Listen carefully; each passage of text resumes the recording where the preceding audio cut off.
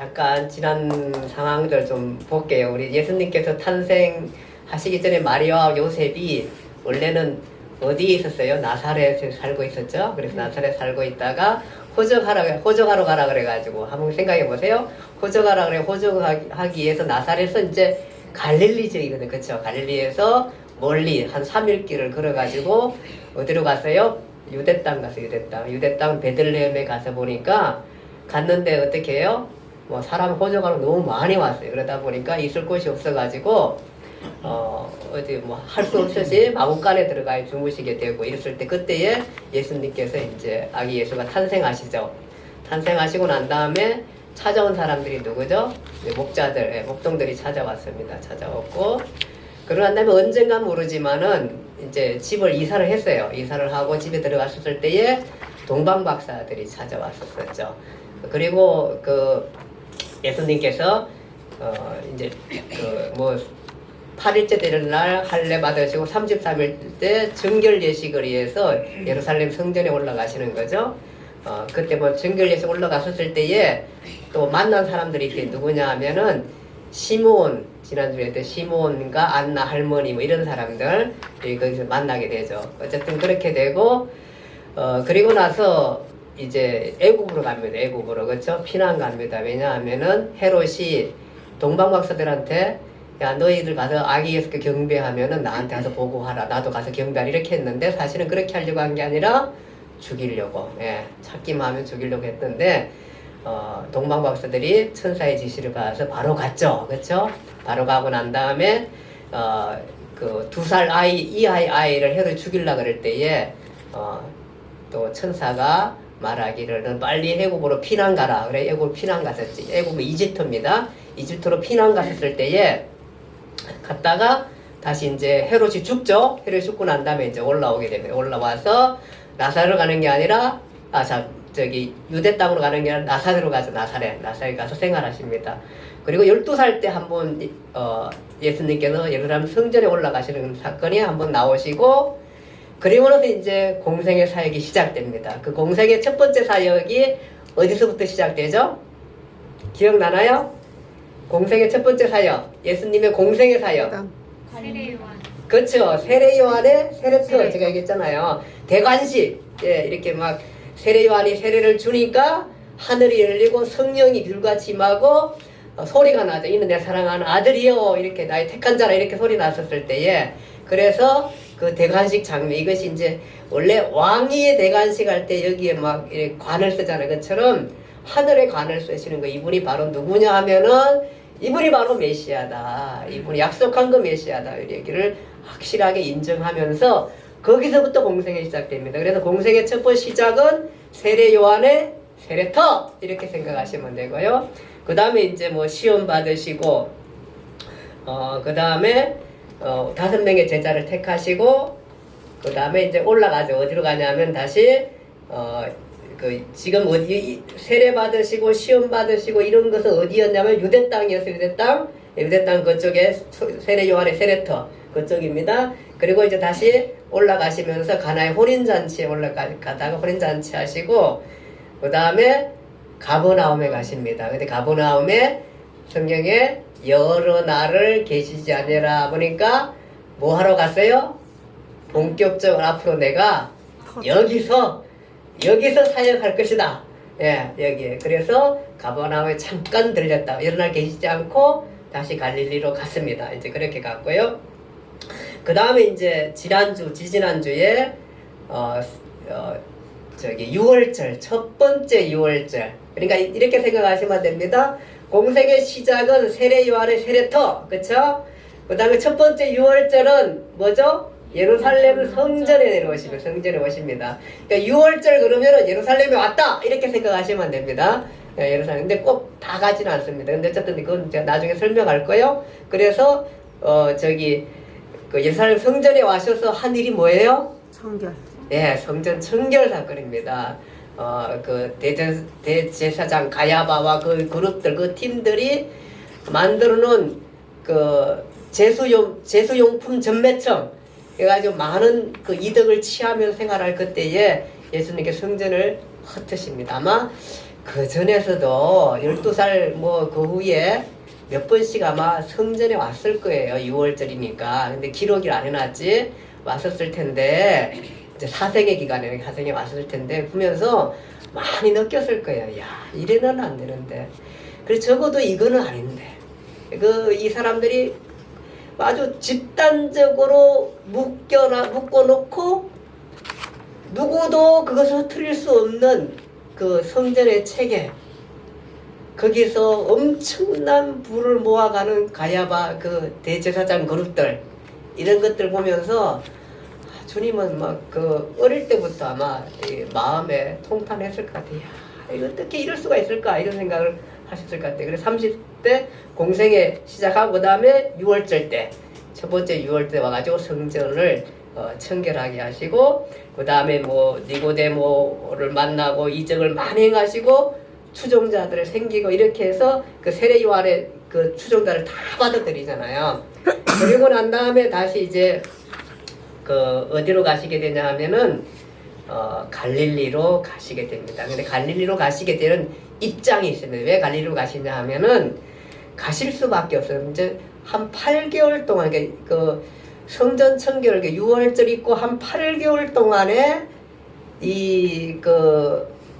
저기 예루살렘에 있으면서 많은 이적을 행했고 많은 일들을 하십니다. 기록은 안 돼 있지만 많이 안 돼 있지만 성경에는 그렇게 엄청난 많은 이적을 행했다 그렇게 얘기하고 있어요. 그리고 난 다음에 가야 할 입장이 있습니다. 그것이 뭐냐 하면은 요한복음 4장 1절에서 3절입니다. 누가 한번 읽어보실래요? 4장 1절에 3절. 이동하시도록 만든 상황입니다. 요한복음 4장 1절에서 3절.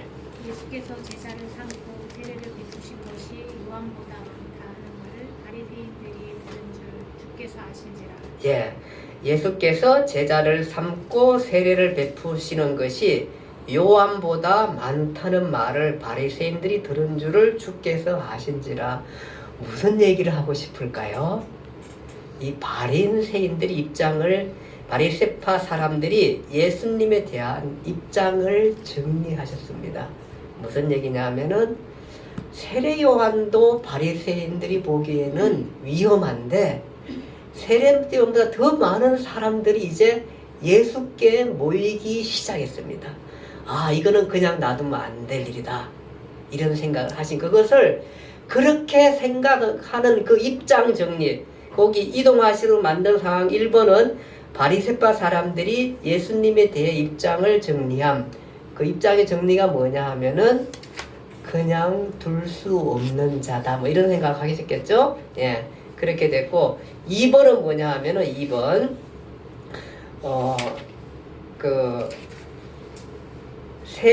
세례 요한이 투옥됨.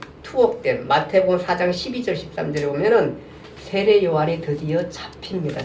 이것이 그 유대 사역에 8개월 동안 있는 마지막 때쯤입니다. 그래서 세례 요한이 투옥된 마태복음 4장 12절에서 13절, 마가복음 1장 14절입니다.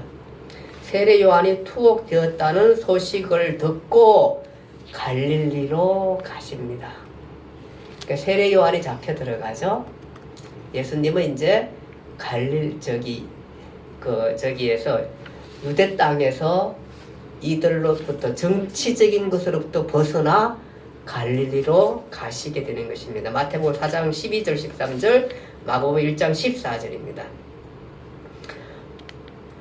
자, 이렇게 해서 예수님께서 갈릴리로 가십니다. 그래서 그 마태복음이나 마가복음이나 누가복음에는 말씀하신 것처럼 그 세례 요한이 잡힌 후에 또 이렇게 바로 갈릴리로 가신 걸로 그렇게 얘기하고 있습니다. 그런데 누가복음도 시험을 당하신 후에 성령의 능력으로 갈릴리로 가시더라. 누가복음 4장 13절, 마태복음 4장 12절도 예수께서 요한이 잡혀졌음을 들으시고 갈릴리로 물러가셨다가 이렇게 하고 있고, 마가복음 1장 14절도 요한이 잡힌 후 바로 갈릴리로 간 것으로 기록하고 있습니다. 그래서 어디로 갔냐면 갈릴리로 간 것으로 기록하는데, 한 가지 다른 이런 세계 복음서에서는 안 기록한 기록 내용이 하나 나옵니다. 그것이 뭐냐 하면은 요한복음 4장입니다. 요한복음 4장에는 갈릴리로 가시기 전에 들른 곳을 한 군데를 들립니다. 그것을 소개하는데 그것이 어디냐 하면은 바로 여러분과 제가 잘 아는 사마리아 수가성 여인을 만나게 됩니다. 그래서 사마리아를 거쳐갑니다.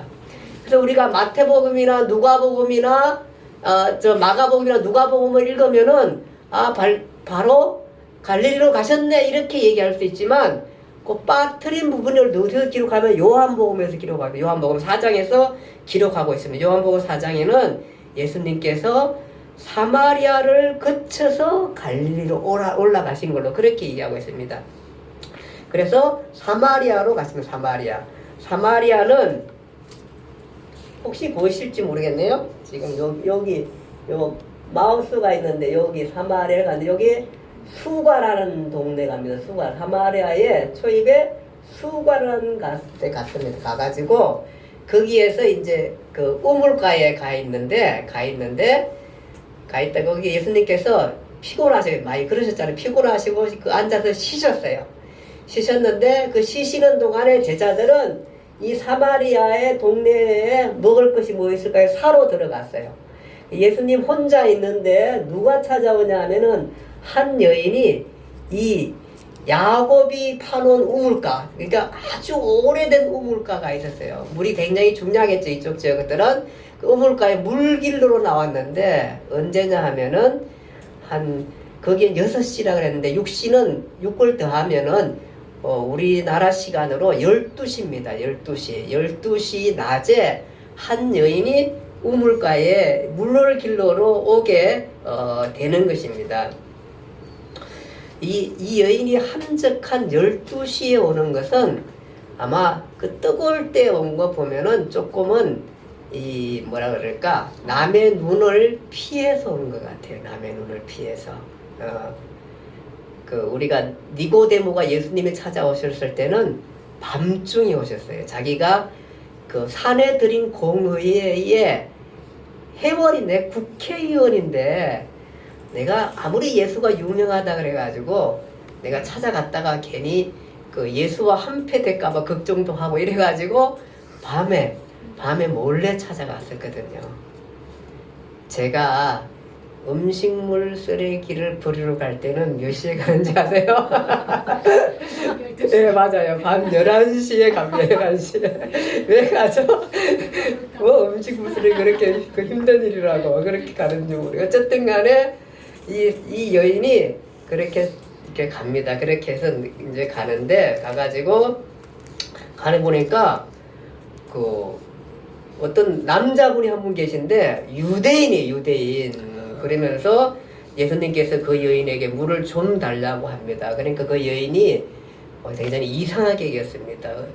어떻게 당신은 유대인 남자로서 사마리아인 나 여인에게 물을 달라고 하느냐 이렇게 말하게 됩니다. 사실은 우리가 알듯이 이 사마리아의 사람들은 유대 쪽에서는 인정하지 않는 동네입니다. 왜냐하면은 북이스라엘이 아수르에 멸망한 후 우리 공부했잖아요. 그렇죠? 아수르에 멸망한 후에 혼혈 정책을 써가 이 땅이 피가 막 다 섞이게 이방 사람들이 섞이게 돼가지고 유대인들이 사마리아 사람들을 상종치 않았습니다. 그래서 갈릴리로 갈 때면 여기로 안 가고 다 이렇게 돌아서 이렇게 갔는데 예수님께서는 여기를 들어가신 것입니다. 그러면서 어려운 말씀을 하십니다. 내가 만일 방금 물을 달라고 해놓고 예수님께서 하신 말씀이 내가 만일 하나님의 선물과 내게 물 달라 하니가 누구인 줄 알았다면 그에게 구했을 것이요 그가 생수를 내게 주었으리라 이렇게 말합니다. 그러니까 물을 먹고 싶은 것보다는 지금 이 물을 통해서 예수님께서 이 여인에게 하시고자 한 말씀이 있는 것입니다. 내가 만일 하나님의 선물과 내게 물 달라 하니가 누군 줄 알았다면 그에게 구했을 것이요 그가 생수를 내게 주었으리라 이렇게 말을 합니다. 그러니까 이 여인이 뭐라 그러냐면은 이 우물이 엄청 깊은데 아무런 도구도 없이 깊은 생수를 뜰 수 나를 준다고 이 생각을 하게 됩니다. 그뿐만 아니라 이 우물은 야곱이 자식들과 양떼들에게 먹인 물인데 어떻게 마치 자기가 우물을 판 것처럼 생수를 줄 수 있다고 이렇게 얘기하게 되는 것입니다. 그러자 예수님께서 뭐라 그러냐 하면은, 그러니까 이 여인이 뭐냐면 당신이 정말 그 생수를 줄 수 있을 만큼 야곱보다 큰 인물입니까? 이렇게 이 여인이 묻습니다. 그러자 예수님께서 말씀하시기를 이 물을 마시는 자마다 다시 목마르니와 내가 주는 물은 영원히 목마르지 않는 생수라고 그렇게 말씀하게 되는 것입니다. 그러니까 지금 이 물을 가지고 얘기하지만 이 여인과 예수가 주고자 하는 물은 다른 것입니다. 그렇죠? 그러니까 예수가 주는 그 목마르지 않은 생수를 주겠다 그 얘기합니다. 그러니까 이 여인이 뭐라 그러냐면 그 물을 그럼 저에게 줘서 목마르지도 않고 물을 길러 오지도 않게 해주소서. 예, 물 길러 오는 게 이 여인의 아주 귀찮은 일들이 되었던 것입니다. 물도 길러 오지 않게끔 그렇게 해달라 그럽니다. 그러니까 예수님께서 뭐냐면 네가 남편을 데려오라 그럽니다. 불러오라 그러니까 내가 남편이 없다 그럽니다. 그러니까 예수님께서 하시는 말이 내가 5명의 남편이 있었는데 지금 남편도 네 남편이 아니니 정말로 남편이 없는 건 맞다 이렇게 얘기합니다. 그러니까 5명의 남편이 있었는 것까지 다 깨고 계시니까 이 여인이 놀라시는 것입니다. 그러면서 참으로 당신은 선지자입니다. 그렇게 얘기를 하게 되는 것입니다.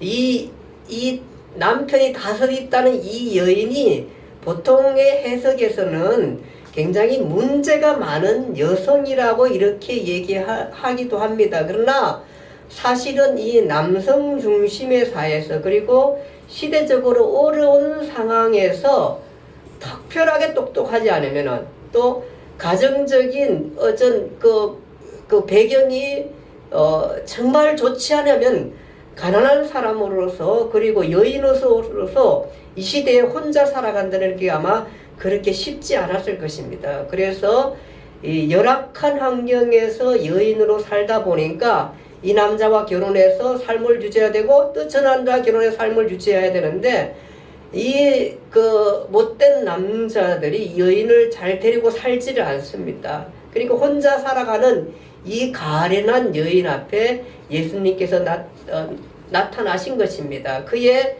우리는 그의 삶의 무게를 어느 정도 느낄 수 있을 것 같습니다. 정말로 힘든 세대 속에 특별한 직업이나 배움이나 이런 게 없었을 때 살아가기가 너무 힘든 그런 사회에 그러다 보니까 이 남자 저 남자 만나서 삶을 유지했던 이 여인의 안타까움 이런 것들을 주님께서는 보신 것 같습니다. 그리고 그에게 영원히 목마르지 않는 생수를 주겠다 그 얘기를 하신 것입니다. 이 여인이 가지고 있는 삶이라는 것은 정말로 지치고 어렵고 힘든 삶을 살아왔을 수밖에 없을 것입니다.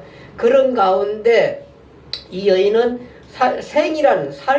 인간의 삶이란 삶을 살아왔을 때 아무런 만족감도 없었고 정말 힘들고 어려운 삶을 살아왔을 것입니다. 행복이란 모르고 살아왔을 것입니다. 그에게 네가 정말로 목말라고 너의 삶을 채워줄 수 있는 것은 바로 나다. 네가 그리스도를 통해서만이 나를 통해서만이 영원한 행복과 생명의 생수를 마실 수 있다. 그 얘기를 하시고자 하신 것입니다. 그래서 예수님께서 일시적인 물이 아니라 영원히 목마르지 않는 생수를 주겠다. 네가 이 남자 저 남자 치어가면서 살아와서 행복감을 못 느꼈는데 행복은 거기 있는 것이 아니라 너의 삶 자체 안에 있고 그 삶 자체는 그리스도를 만남에 있다. 그 얘기를 하고 싶은 것입니다. 우리도 사실은 행복을 찾는 일이 여러 가지 요소가 있습니다. 가족들이 있고요. 부가 있고요. 명예가 있고요. 취미가 있고 친구가 있고 직업이 있고 아마 이런 것들이 있었을 때에 우리가 행복을 얻으리라 그렇게 생각되어집니다. 어저께 박항서 감독님이 이끄는 베트남 축구가 스즈키컵? 예, 설명은 맞나요? 예. 거기에서 우승을 했어요. 그 막 우리나라 2002년 월드컵 우승한 것처럼 그 이상일 것 같아요. 막 대단해요. 그 박항서 감독이 얼마나 행복할 거 생각했어요. 왜냐하면 이 사람은 수석 코치로서 2002년도에 월드컵 우승할 때 주역이었었거든요. 코치로서 당시에. 그때 히딩크가 감독이었잖아요. 근데 이 사람이 다시 또 베트남에 감독이 돼가지고 다시 한번 2002년에 항호를 하고 멋있을 것 같아요. 그러면서 저기의 주역들은 막 그 선수들 막 눕고 뭐 서로 안고 하면서 얼마나 행복할까 생각했습니다. 누가 저 자리에 저 사람을 씌웠을까 이 생각도 하기도 하면서 저 사람들이 얼마나 행복할까 생각하면서 나도 행복하고 베트남 온 국민들이 행복하고 또 한국 사람은 거기에 또 그 주역들이 다 그 한국 감독, 코치 뭐 이런 사람이잖아요. 의료 코치 뭐 이런 사람들 그런 사람들 보면서 참 대단했다 이런 생각을 하게 되는 것입니다. 그 박항서 감독 부인이 아주 좋은 크리스찬이라 그렇게 얘기를 해요. 그 듣기로는. 근데 어쨌든 이분이 한국에서 많이 어렵고 힘든데 베트남 이렇게 가자 그래가지고 가가지고 거기서 감독을 하면서 정말 놀라운 일들을 만들어냈잖아요. 자, 이렇게 정말로 기쁘고 즐거운 일 때 우리가 행복할 수 있지만 사실은 우리가 큰 질병을 얻거나 큰 경제적 어려움을 당하거나 우리가 가장 그 힘든 어떤 상황들을 만났을 때에 우리는 정말 행복할 수 있을까? 이 상황들을 이겨낼 수 있을까 할 때에 정말 우리의 그때의 힘을 줄 수 있는 분은 그리스도 한 분이 아닐까 이런 생각을 하게 되는 것입니다. 그래서 그리스도가 생수고 그리스도가 우리의 영원한 목마름을 채워줄 수 있는 분이 아닌가 이런 생각을 하게 되었습니다. 제가 차 타고 오는데 그저께 며칠 전에 차 타고 오는데 라디오에서 이렇게 이 얘기를 합니다. 저는요 지금 8년 동안 병원에서 생활하고 있어요. 정말로 위로가 되는 음악을 좀 들려주세요 라고 음악을 신청하는 소리를 들었습니다. 8년 동안 병실에 있었을 때 정말로 얼마나 우울하고 힘들까 그 생각했습니다. 그런데 그런 분들에게 그리스도가 얼마나 많은 위로가 될까 그 생각하게 음악보다 훨씬 더 위로가 되실 분이 그리스도가 아닐까 생각을 하게 되는 것입니다. 정말로 그리스도야말로 우리에게 영원히 목마르지 않을 생수일 것입니다. 그러면서 이제 이 여인이 선지자, 당신은 정말 선지자입니다 라고 말하면서 우리 조상들은 이 산에서 예배하는 당신들은 예루살렘에서 예배한다고 들었습니다. 그때 예수님께서 아주 유명한 말씀하시죠.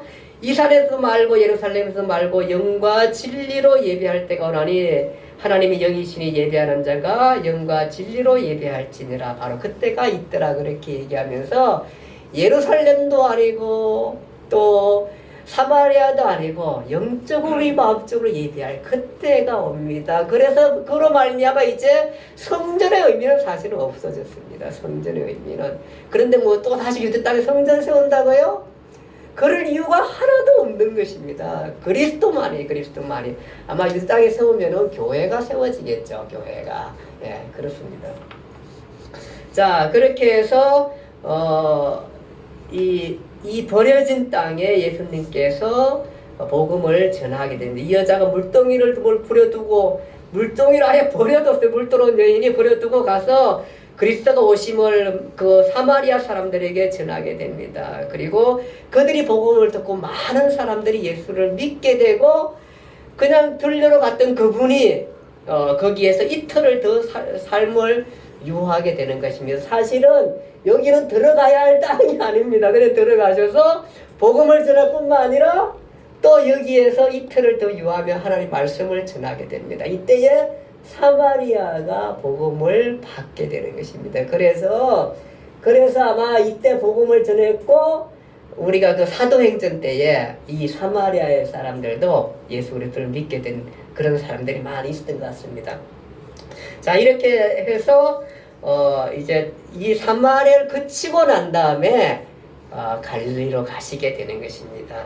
그러면 예수님께서 뭐라 그러냐면 너희가 넉 달이 지나야 추수할 때가 되었다 했지만 봐라 여기 봐라 내가 생각하기는 지금 막 곡식이 익어가지고 휘어져 있다. 이제 곡식 거둘 때다 그 얘기를 합니다. 넉 달이 지나야 추수할 때라고 했을 때가 힌트입니다. 그게 뭐냐 하면은 넉 달이 지나면은 4월이 되는 그 초실절이 된다는 겁니다. 그러면 지금은 몇 월 달일까요? 지금은 몇 월 달일까요? 12월입니다. 12월. 지금 오늘이 12월 며칠이에요? 이슬민 16일입니다. 16일. 그러니까 12월입니다. 지금 예수님 사마리아 이때 그때가 이때가 예루살렘 사역을 마친 거잖아요. 거의 마칠 때잖아요. 이제 갈릴리 올라가니까요. 그러니까 예루살렘에 언제면 4월 달에 왔다가 12월 왔었으니까 몇 개월이에요? 8개월 됐습니다. 그래서 8개월 동안 사역 중입니다. 그래서 8개월 동안 사역을 마치고 12월에 지금 어디에 갔냐면은 갈릴리로 가신 것입니다. 갈릴리. 이맘때쯤에 갈릴리로 가십니다. 거기 갈로에 보면은 사마리아의 여인을 만나신 사마리아에서도 사역하심 이렇게 부분 적으시면 되겠습니다. 자, 올라가시면서 이제 갈릴리 가나에 가시네요. 가나를 지나서 어디 가냐면은 가버나움에 가십니다. 가버나움. 가나에 가는 게 아니라 가버나움에 가십니다. 가버나움에 가셨는데 올라가시면서 무슨 일이 있나 하면은 그 왕의 신하의 아들이 그 심한 아주 심각한 질병에 걸려가지고 그 왕의 신하 아마 이 당시 헤롯 안티바스겠죠.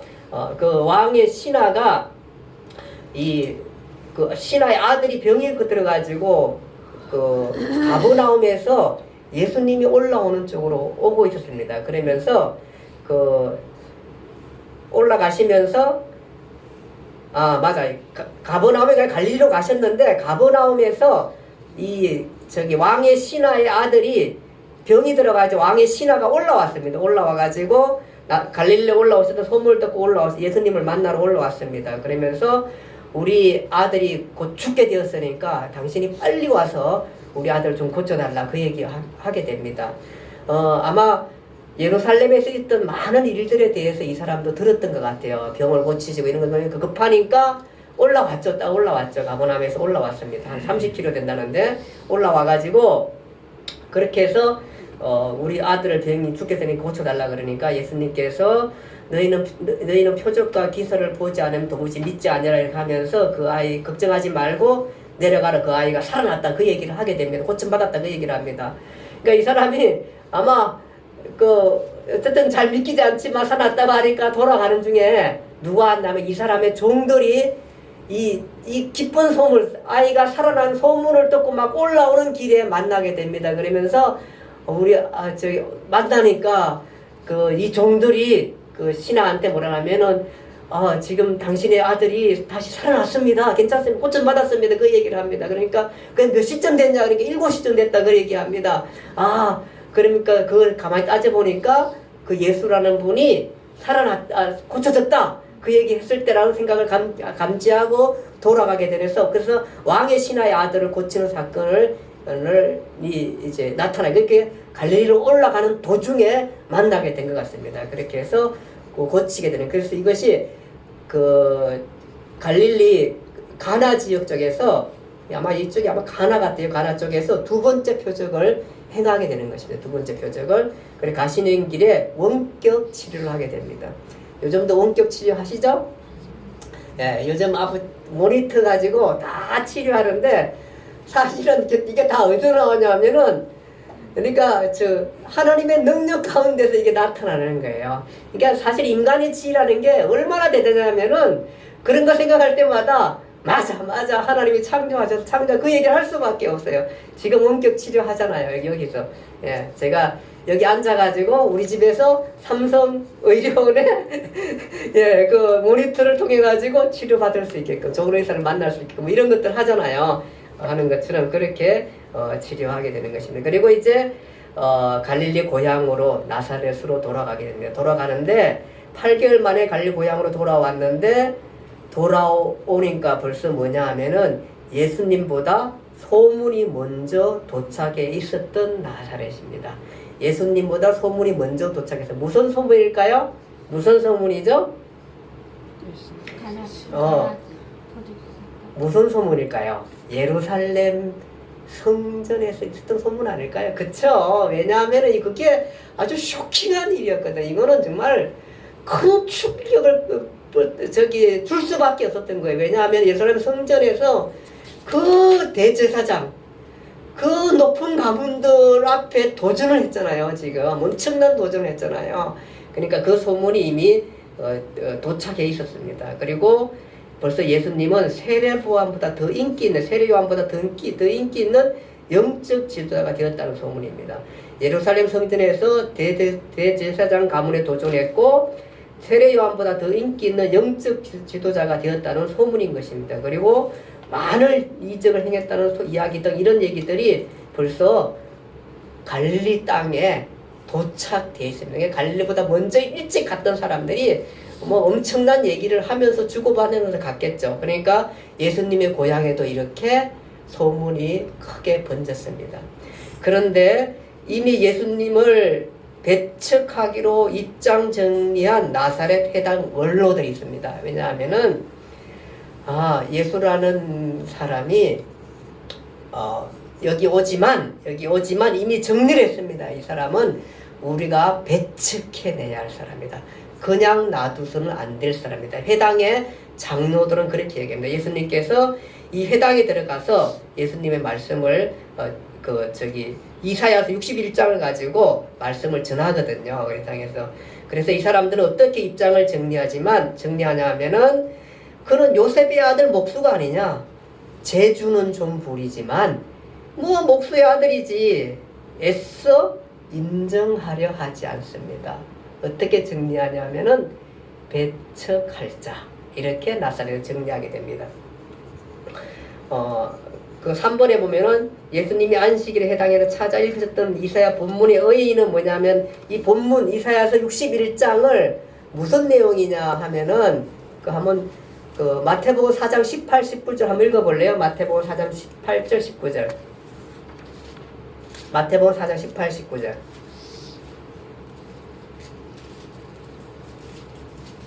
갈릴리 해변에 다니시다가 두 형제 곧 베드로라 시몬과 그의 형제 안드레가 바다에 사장 마태복음 4장 18절.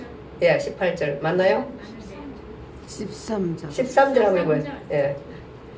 나사렛을 떠나 스불론과 납달리. 잠깐만요. 제가 그거 전에 본문을 제가 잘못 찾은 것 같은데요. 잠시만요.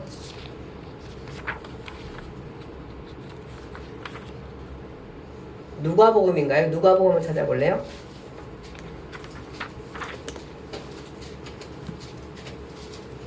누가복음 4장.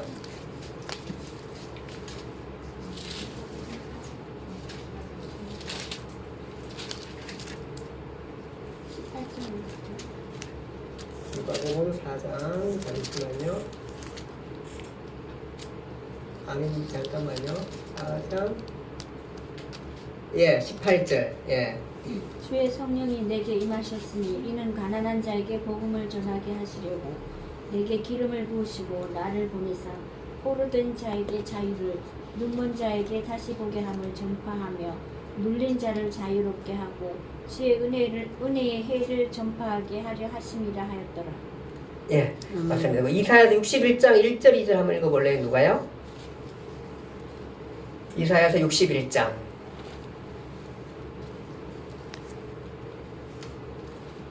이사야서 61장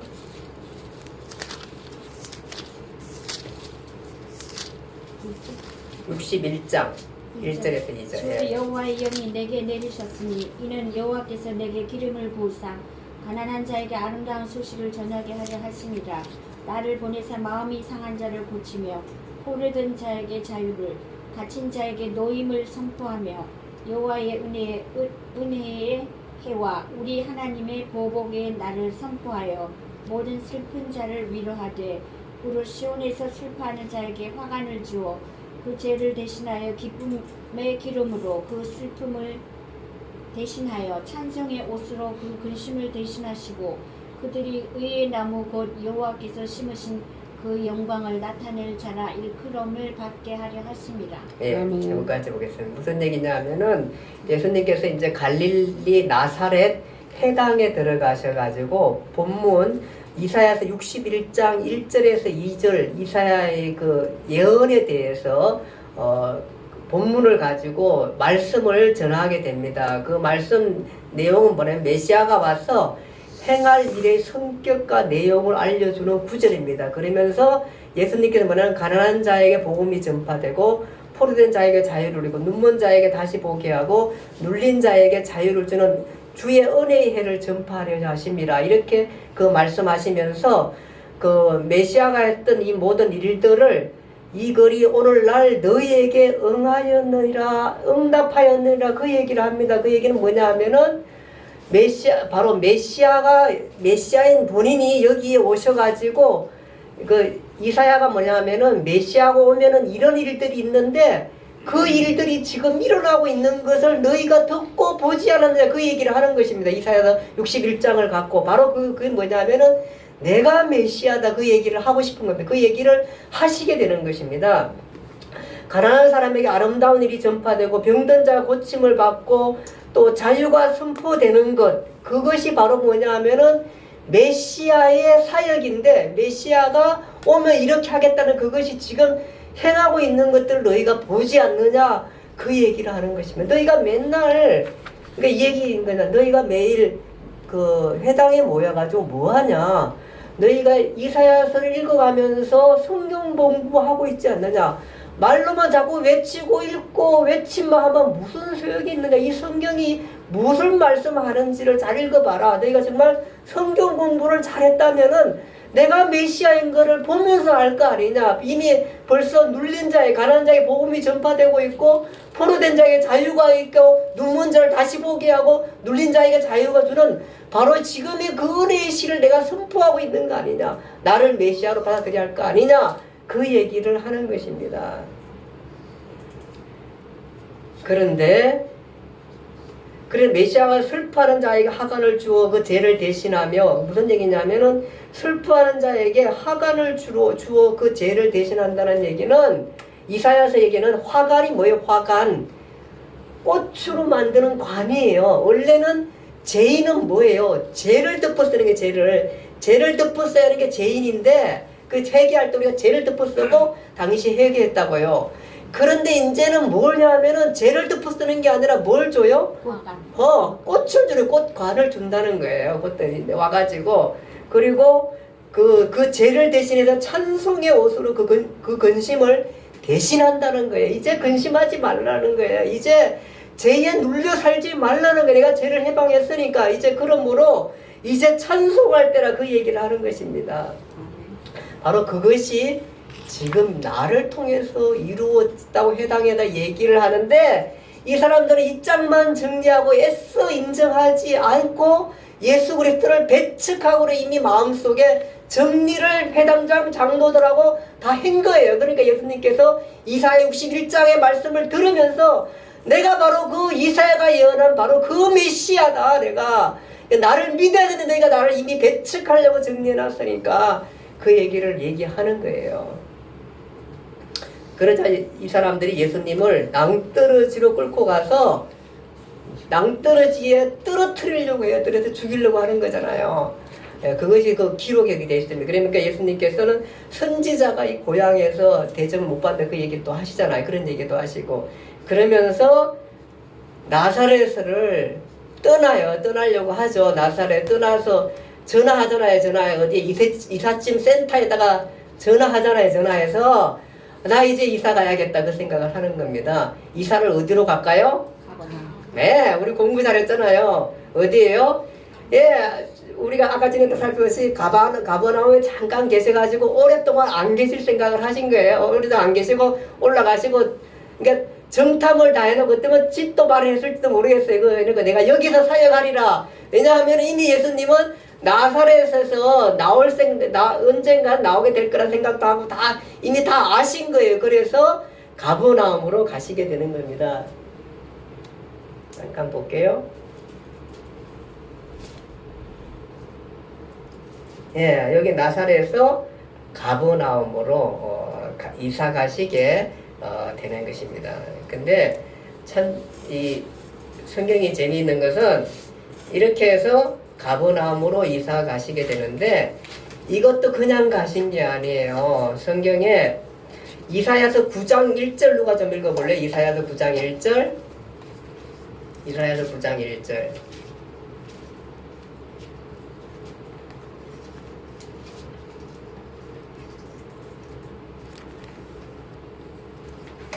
이사야서 9장 1절로 빨리 찾으면 읽어주세요. 정의 고통받는 자들에게 흑암이 없으리로다.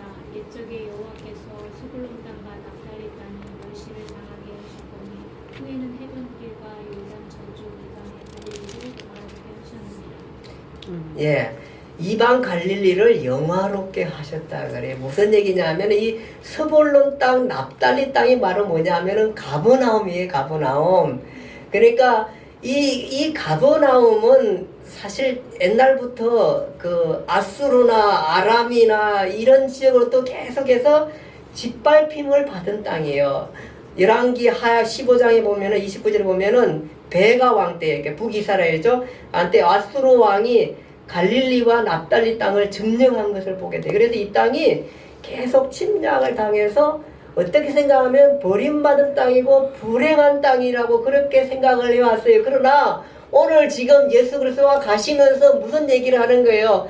납달리 땅, 가버나움 땅에 하나님의 은혜가 임하게 된 거예요. 은혜가 임하게 된 거예요. 그래서 가버나움, 납달리 그 스불론 땅을 가시게 되는 거예요. 이 땅에 빛이 비추었다. 가버나움의 빛으로 예수님께서 오시게 된 것입니다. 이것이 바로 메시아의 그 구원의 일들에 대해서 지금 갈릴리 땅에도 하나님의 복음이 들어가고 그 땅에 빛이 부신 것, 하나님의 영광이 비친 것에 대해서 말씀하시면서 그가 가버나움 땅으로 가시게 되는 것입니다. 이렇게 해서 우리가 그리스도가 가시는 모든 행적 하나하나가 사실 우리는 그냥 읽어왔지만 구약 성경의 성취 과정들을 하나하나 계속해서 보여주고, 특별히 마태복음에는 그것들을 계속해서 구약과 비교하면서 이것이 이렇게 이루어졌다. 그래서 나사렛에서 가는 것도 그냥 가는 게 아니고 하나님의 뜻에서 의해서 가고, 나사렛에서 쫓겨나는 것도 다 하나님의 뜻에 가고, 가버나움 가는 것도 하나님의 뜻에 의해서 그가 메시아의 그 임하는 그 하나님의 능력을 통해서 그가 움직이는 것들을 보면서 그가 바로 메시아다, 그 얘기를 하고 싶은 거예요. 그 얘기를 계속해서 성경이 증언하는, 그냥 일응되는 게 아니라 가는 곳곳마다 그가 메시아였음을 계속해서 말씀하고 있는 것이, 그것이 구약의 성취 과정을 얘기하고 있는 것입니다. 바로 메시아임을 우리에게 잘 알려주고 있습니다. 그래서 오늘날 우리가 지금 당시의 사람들에게 질문했던 예수 그는 누구인가 얘기했을 때에 그 예수 그는 누구인가라고 하는 그 물음에 예수님은 계속해서 이제 답변을 해나가고 있는 것입니다. 많은 이적을 행하며 성전 청결 사건이 있었을 때에 그 놀라운 그 이슈들, 이 엄청난 일들을 행했던 이 일에 사람들이 질문했던 그는 도대체 누군데 감히 이 일을 할 수 있단 말인가 라고 얘기했을 때에 주님은 내가 바로 그 메시아다, 구약에 약속한 그 메시아다, 이사야가 약속한 그 메시아다, 그의 약속에 의해서 그가 움직여가는 것들을 보여주면서 내가 메시아인 것을 대해서 말씀해 주고 있는 것입니다. 오늘 예수 그는 누구인가의 질문에 우리도 그는 메시아이며 구원자이며 인류의 구원자라는 것, 성경이 계속해서 그가 구원자이심을 전하고 있다는 것들을 우리가 확신하고 우리가 성탄을 기다리고 기념하고 또 재림을 기다리면서 우리는 그가 메시아임을 확실하고 그에게만 구원이 있다는 것을 온 세상에 우리가 전파해야 하는 것입니다. 예수 믿는 사람에게 진정한 구원이, 진정한 삶이, 진정한 행복이 있다는 것들을 우리가 많은 사람들에게 전파할 수 있는 여러분과 제가 되기를 간절히 바랍니다. 기도하겠습니다. 하나님 아버지 은혜와 사랑을 감사합니다.